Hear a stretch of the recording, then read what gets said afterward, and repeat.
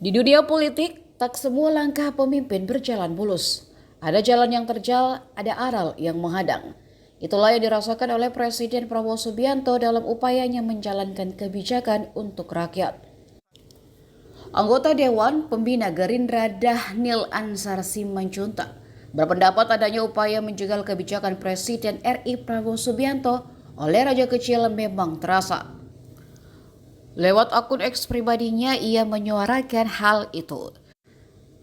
Dhanil seakan memberi isyarat bahwa di balik meja-meja birokrasi, ada sosok-sosok yang merasa berkuasa yang enggan kebijakan Prabowo berjalan mulus. Si Raja Kecil itu merasa kehilangan potensi rente atau pembayaran dan penerimaan sejumlah uang, juga secara halus berusaha menjegal. Mereka yang selama ini nyaman dengan keuntungan dari sistem lama mulai merasa terancam. Inilah yang coba diubah Presiden Prabowo. Anggaran yang diniatkan untuk dicolong dalam birokrasi dipotong.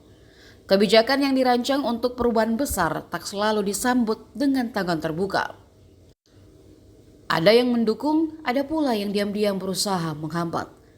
Pernyataan Prabowo tersebut ia sampaikan sebelumnya saat memberi sambutan di pembukaan Kongres ke-18 Muslimat Nahdlatul Ulama tahun 2025 di Surabaya, Jawa Timur pada Senin 10 Februari.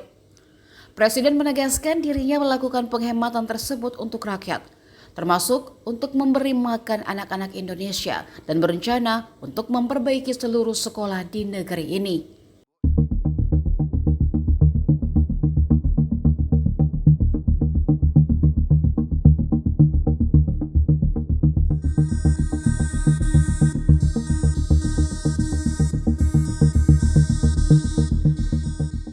Download Tribun X sekarang, menghadirkan lokal menjadi Indonesia.